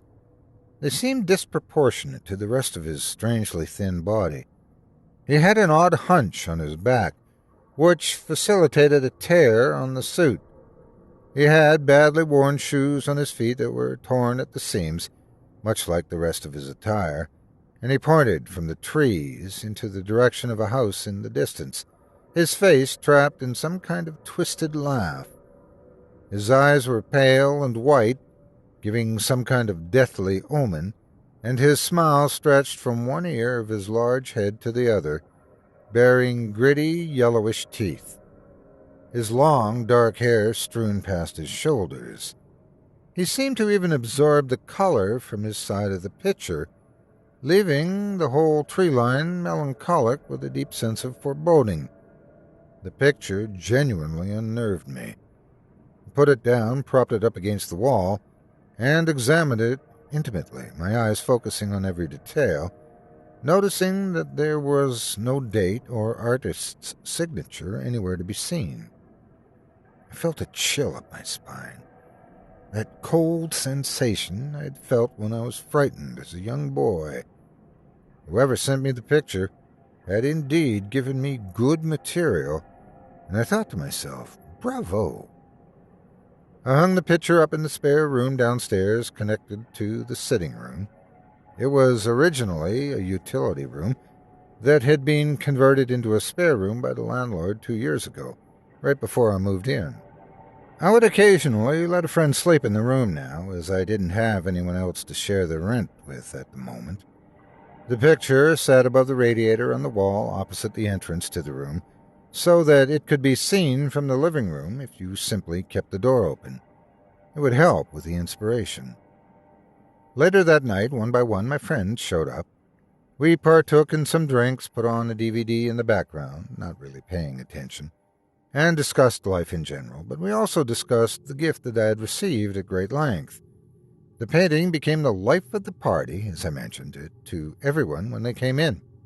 People discussed the disturbing imagery in the painting, the fact that there was no name to take the credit for the painting, and also the title. Like myself, none of them had ever heard of the Ragman. They all had their 2 cents on the art, and then requested that I keep the door closed for the rest of the party, which I did. It seemed a little too eerie for some. For a time afterwards, people threw ideas at me for what kind of story I should write with it. One of them thought I should write about the plantation owner in Civil War era, and that the Ragman should be an avenging angel to get vengeance on the evil land baron for cruelty to slavery. One of them postulated that the Ragman be a disfigured slave himself, his gaunt body having been tortured by the master of the house. I thought the best suggestion, however, was when someone mentioned that he should simply come out of the haunted forest for victims. It should not be related to the fact that the man owned slaves. On the contrary, he should just show up out of the woods for the rich man's children. Stories are always scarier when they involve innocent children, I thought. Eventually, as the evening dwindled, people started to leave. The drinks and tiredness had gotten the better of them. I offered the room if anyone wanted to stay, but they all politely declined. Some of them said they didn't want to get up in the morning and have to go then, and would instead rather leave now. Some said they just preferred the comfort that only their bed could give them, but I knew the real reason. The conversation about the painting had unsettled most of them. As the night came to a close, I walked the last guest to the door, an old friend of mine, Matt. He smelled like there was a thick blanket of beer surrounding him. I thought of myself that it was a good thing I wasn't driving. As I said my goodbyes, I asked one last time his opinion on my acquisition. "So, what do you think of the picture?" He placed his hand up to his mouth as his response came with a slight burp that reeked of alcohol. "Very creepy," he said. "Gives me the chills. I hate the way he's just pointing at you with that messed-up smile. Anyways, good luck. I'll see you later." He answered, fighting off another beer-soaked burp. I closed the door behind him and locked it. I began turning off the lights in the house, one by one, starting with downstairs. I decided to leave the empty bottles of beer on the sitting room table until tomorrow morning when I'd have the energy to clean. I saw from the lack of light under the doorway to the spare room that the light had already been switched off, and I flicked the switch in the living room before making my way up to bed. One by one, I turned the lights off. The one in the downstairs hall, the one on the stairs. Bit by bit, the house was succumbing to the darkness of the winter night, culminating in the final switch for the landing at the top of the stairs. Then I entered my bedroom, took my clothes off, apart from my t-shirt and my boxer shorts, turned off the final light in my room, and then got into bed. I decided to even leave brushing my teeth until the morning. After all, I'd been drinking. I didn't care about my dental hygiene. I just wanted to sleep more than anything. I lay there in the darkness for a few minutes, waiting for the grip of my dreams to hoist me to sleep, when a thought struck me. I felt that tingling down my spine, so much worse than before, and for the first time in years, I panicked as a thought of pure horror made me recoil under the covers like a child. Did Matt say that the figure in the painting pointed outwards? The thought swam around my mind like a hungry shark. The figure in the painting, the Ragman, pointed towards the plantation house. That much I was certain. I had spent some time earlier studying every inch of that artistry, and was convinced that's what I saw. Yet Matt said, clear as day, I hate the way that he's just pointing at you with that messed up smile. My mind flooded with rational thoughts to explain how he must have been mistaken. How, perhaps, the alcohol he had consumed had gotten the upper hand on his better judgment. I composed myself as I lay half under the covers. I laughed to myself quietly at that moment, dismissing my fears as flights of fantasy, dreams of an older horror fan, looking for the attention his imaginary counterparts had received in the stories he had read his whole life. I lay there still for a time. All I could do was see the image of the picture in my mind. I studied it again and again in my head, and every time I regarded the painting, the figure near the woods, the Ragman, pointed at the plantation house. I knew that I would not get sleep with this notion itching at the back of my mind, so I decided to go downstairs to check the damnable picture myself. What's the worst that could happen? I have a haunted painting in my house, I thought to myself. Maybe it could be worth something. With this thought, I sat up and turned on the bedside lamp, which lay on the locker next to me. I uncovered myself and walked over to the switchlight on the other end of the room near the door. I flicked it on and proceeded out onto the landing. The cold air in the house tickled my skin in my disheveled state of undress, but that was the least of my concerns. I made my way downstairs, turning on all the other switches again in reverse order from before until I was in the living room. I stood there for a few seconds, staring at the spare room door. It was strange, but I felt uneasy at that moment. All the experience I had with true terror, whether it was in the words of an author or the celluloid of a silver screen, they were now working against me, giving me a million reasons not to open the door. Perhaps there was a demonic entity on the other side. Perhaps there was a monstrous creature ready to devour my very soul and take me, screaming, into the pits of hell. Perhaps it was just a picture. I took a deep breath and opened the door. I was greeted with the dark room. On the wall, on the opposite end, hung the painting, its features, fogged and jaded, a mere silhouette in the black pitch. I flicked on the light, expecting the outstretched arms of the devil himself to reach from the framed menace on the wall, but instead, it was just the opposite. A simple picture. I looked at it, squinting to capture all the details, and because of the sudden introduction of light into the room, and saw that the figure indeed did point toward the front of the painting. Maybe I was wrong, I thought. It was hours ago, and I didn't really look for that long. I must have simply been mistaken. I took one last glance as I switched off the light. It was more than at the front of the painting that this very long, bony, disproportionate finger was pointing. They were pointing at me. I closed the door. Mere hours later is when things began to get interesting. I awoke from a deep sleep at 3:07 to the distant, rhythmic sound of tapping. My eyes weren't heavy. I wasn't still fighting the compunction to drift back to my dreams. I was fully aware, as if I hadn't slept at all. The tapping sound took all of my focus. With the lack of light in the room, it seemed as though the strange sound was all that existed.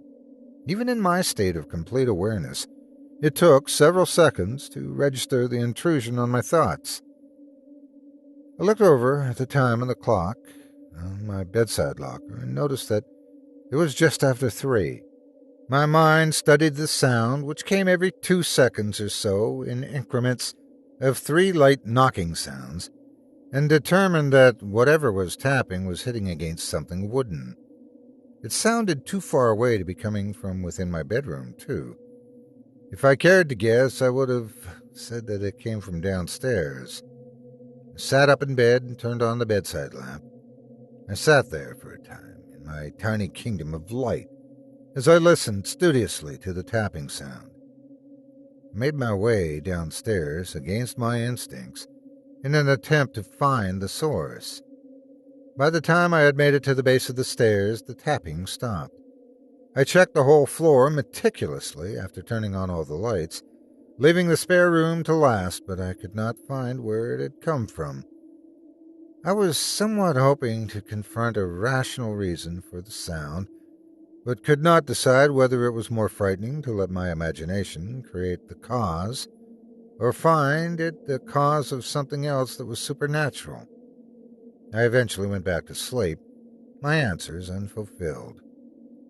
This happened to me at the same time for the next few days. I'd waken to the tapping sound from my sleep into a state of complete awareness, and it was always at the same time, always at 3:07. Most nights I wouldn't even get out of bed because I never found where it came from, but I knew. I didn't want to believe it, but deep in the depths of my soul, I knew where it came from.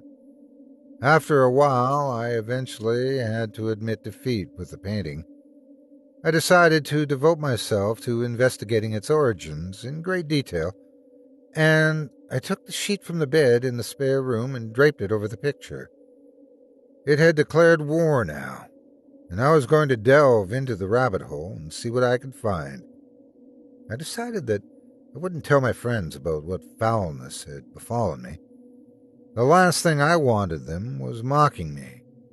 They would just say that I was getting what I deserved, searching for ghosts and other entities, only to find one. Not exactly a surprise. I could already hear their jeers. I spent the next 2 weeks looking for some clues to the origin of the painting, and for a history behind the story of the Ragman to no avail. Then something really strange happened.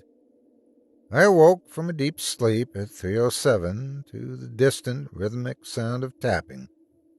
It was early morning of November 28th, Sunday. I lay there in my bed as usual, the sound of the tapping goading me to come search for it, attempting to spur me to action. As I lay there, observing the thin rays of moonlight that breached the confines of the otherwise dreary, dark bedroom, my eyes began to become accustomed to the lack of light. More and more the room came into focus, the tapping in the distant corner of the house mocking my attempts at rest. I was getting agitated with the unwelcome disturbances, and they seemed tame at this point. I mean, a horror story about a man who's annoyed by a tapping sound? It was not enough in itself. I was starting to get bored with the antics at this point. Then I heard a loud crash. The unmistakable sound of falling wood from downstairs. The sudden, thundering ruction echoed within the entire house and caused me to sit bolt upright. The adrenaline took control and prepared my body to flee as fast as my muscles would physically allow. The bone-chilling thunderclap was followed by a slightly quieter sound of a similar nature, indicating that something had indeed fallen downstairs. It was obvious that it was the painting. That was the way my mind worked now. Something went wrong. It was the painting. I composed myself momentarily and got up out of bed to confront whatever the soundmaker was.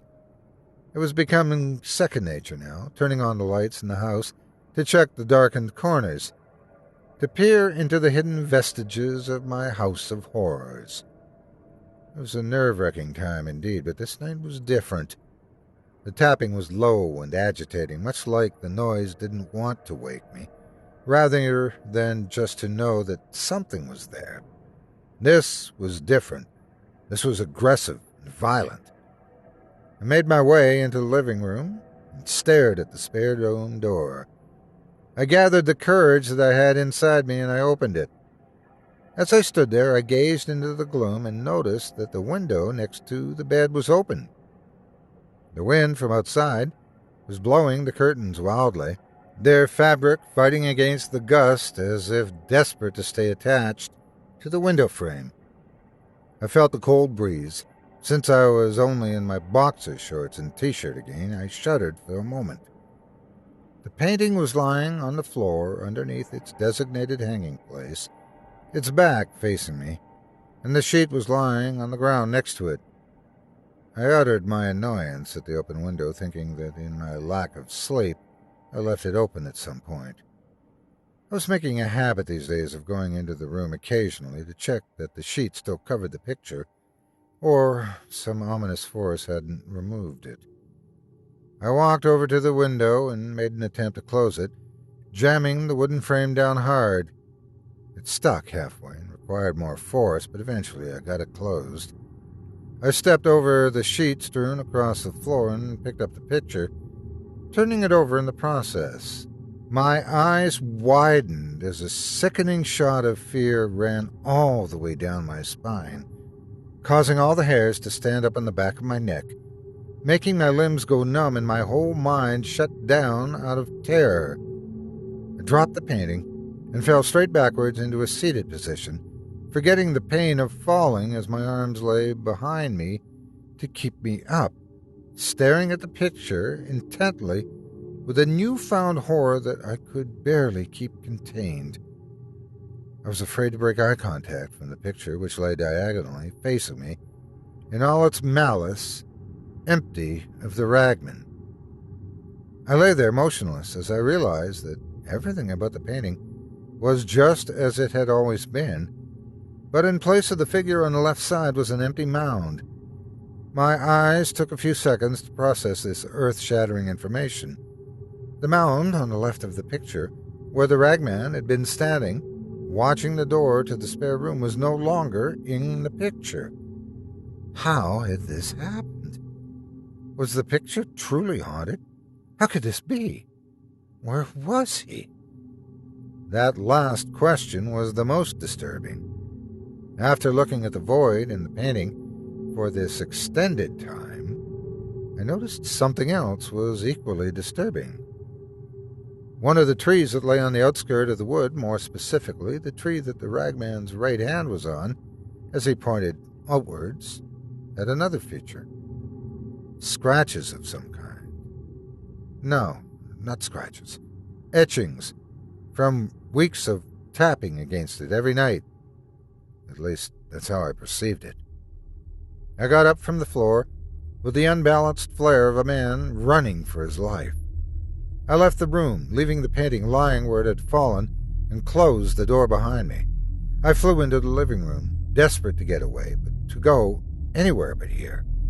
I bumped into the table in the living room with force and fell in a heap on the floor, pain searing through my leg as I caught my shin bone off the edge of the table. I was only down for seconds before I staggered upwards, heading straight for the living room door.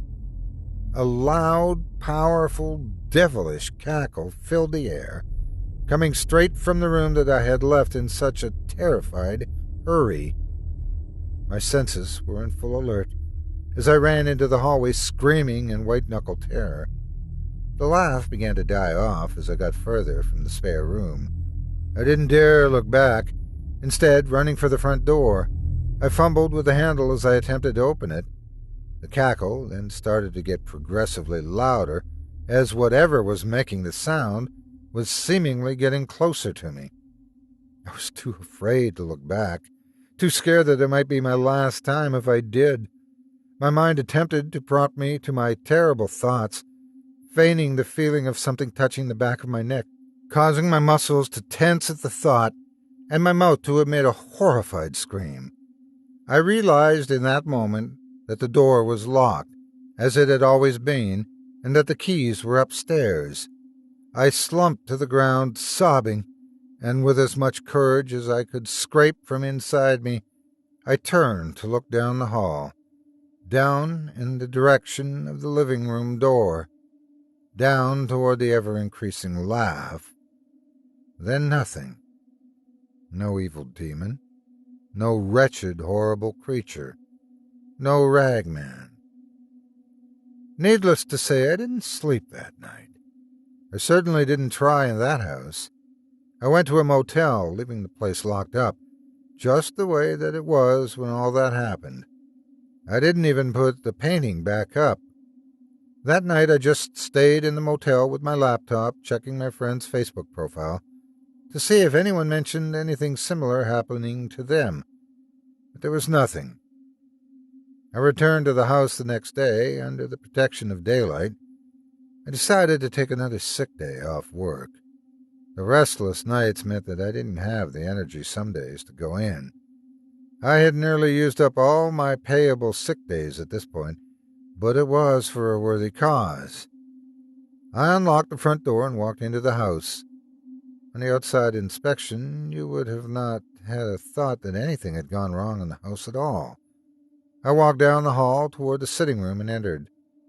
I felt a sudden chill at the sight of the open spare room door and the fallen picture that lay opposite.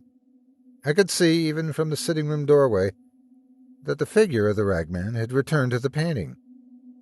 I walked over for a closer inspection. It seemed as though it was all there, as it was the day I received it. The figure was there, the trees had returned to normal. I was both relieved and confused. I had made my decision that I would stay in the house again that night, but this time I was going to set up cameras around the house. If horror movies had taught me anything, it's that you need proof, lest you be branded a lunatic. I spent most of that day procuring all the equipment I could to record anything that would happen in the house that night. I had some of it already, being an avid fan of films. I can't say that the rest didn't cost a pretty penny, but I was eager to catch that thing inside my house. Felt a little safer at the thought of all the corners being watched, but still, the more time that passed that day, the darker it got as it reached night, the more I felt uneasy. The longer that I spent in that house, the more I felt supernatural eyes watching my every move, waiting for me to fall asleep. At roughly midnight, I did. I awoke from a deep sleep at 3:07 to the distant, rhythmic sound of tapping. This time I was ready, though. I was already dressed before the clock turned 3:08. I had already had the lights in the house on, so that the cameras could catch everything, no matter how small or brief. I went down the stairs and into the living room. As I reached the door, the tapping sound disappeared. I opened the door to look in. The spare room had been left open. The picture returned to where it had been the last few weeks. This sheet had even been removed, just to see if what happened before it would repeat itself. There was a mounted camera on a tripod behind the living room table, facing the open spare room door.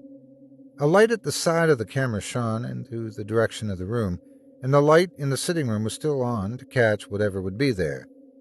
When I opened the door and looked inside, I saw the painting was hung up where I had left it after I prepared the cameras, absent the Ragman. It stood there staring at me. The mound empty, the plantation house alone, the trees free of their friend who had been terrorizing me. I let out a quiet wail out of shock. I began to cower, reaching for a wall behind me so that I could not be ambushed. The tapping sound returned, this time accompanied by the sound of laughter. I don't know how I knew, there was no way, but I felt that the laughter was sarcastic, as if I had angered him and he was laughing at my failed attempt, my attempt to make him look the fool. The laughter resonated throughout the house, but I was close enough to discern its origin. It was coming from the kitchen. I mustered up all my available courage and slowly moved toward the dining room and then the kitchen. I could hear the sound of pots and cups banging against the counters, as if someone was having a tantrum. The laughter was sickeningly twisted. As I reached the side of the open kitchen, I closed my eyes and reached out with my fingers so that I could drag the rest of my barely willing body to look inside the room. I peered around the corner and saw it. The Ragman stood in the kitchen, throwing dishes around as it flailed.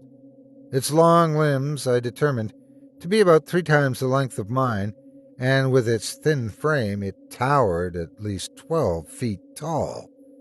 It was hunched over, and its knees were bent, as it couldn't stand upright in the room. It moved energetically but violently, knocking over all the cutlery it could see in an anarchistic, trashing frenzy. It laughed occasionally, and that turned into a growl as it moved its arms in a feral motion. Then it turned and looked straight at me. I was frozen in terror, and for just a second, I didn't realize that almost half of me was visible as I was peeking around the corner. It looked into my eyes, and I stuttered in dumbfounded belief. It was only when the hunched figure frantically ran toward me that my instincts took over and I attempted to flee, my voice uttering an automatic howl of desperate fear. There was crashing sounds as furniture was tossed around the dining room, and its excessively long legs made running meaningless. I felt an icy cold hand grip my shoulder and spin me around. My eyes were jammed shut as long, nimble fingers wrapped around my throat, and I was hoisted up against the wall like a rag doll. I heard the laughter mere inches from my face and felt its breath against my cheeks. I opened my eyes and looked at it then, noticing its unnaturally large face, pale skin, and its deeply disturbing, incomprehensibly evil eyes.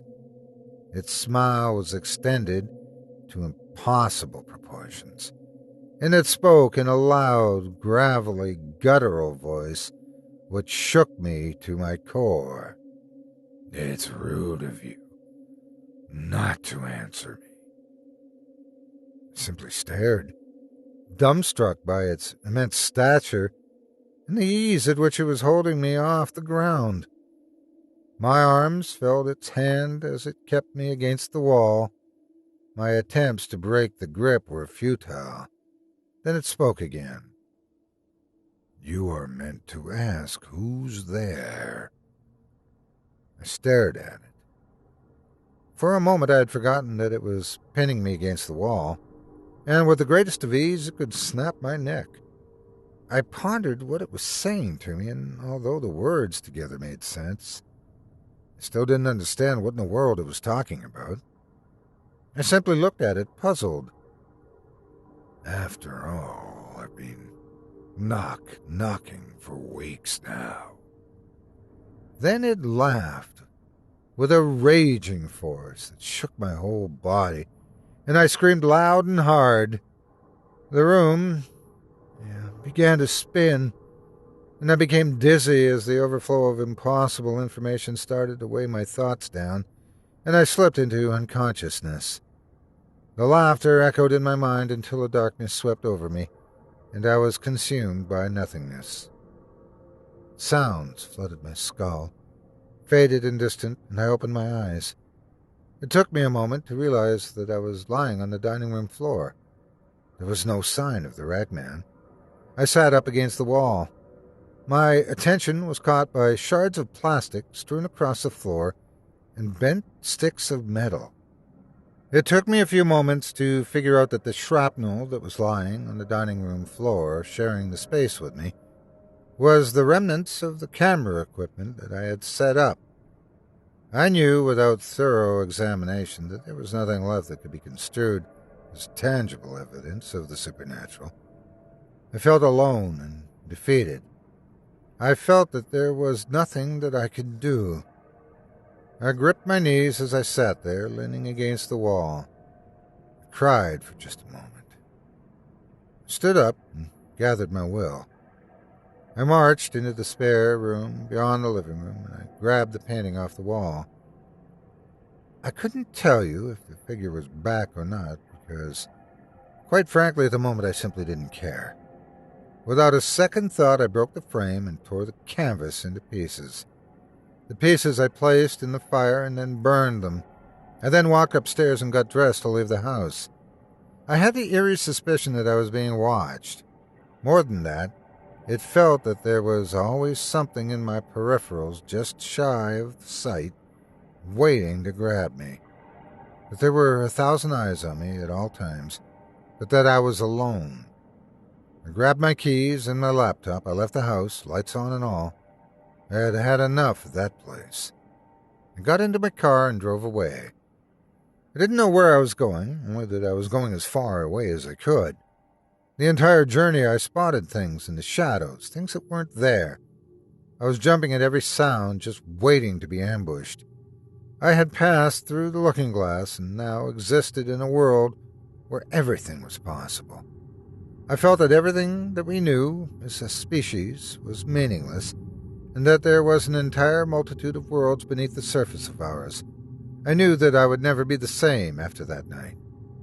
Now that we're at the end of our story, I can tell you the conclusion. This is where you come in.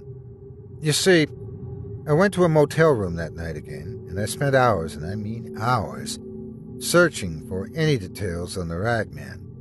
I needed to know what it wanted and what I should do to rid myself of its torment.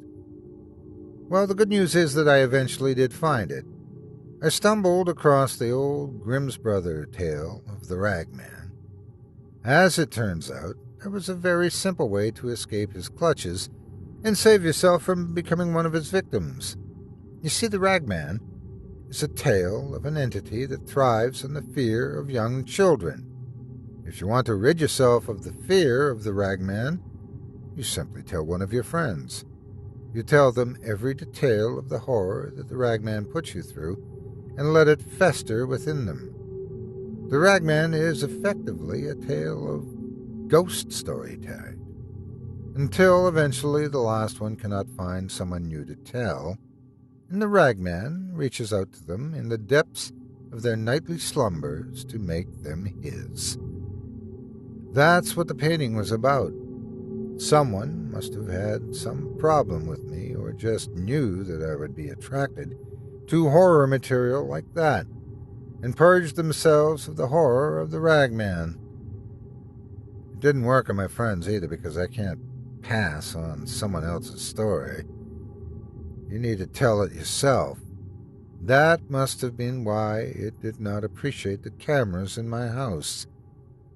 So I've stayed up for as long as I could in this motel room, writing out this story, trying to put it all into detail that I can, trying to paint you a picture of what the Ragman was like for me. I have deliberately tried to terrify you, frighten you, even intrigue you slightly. That's all I need, just enough for you to think about him for a brief moment. Tag, you're it.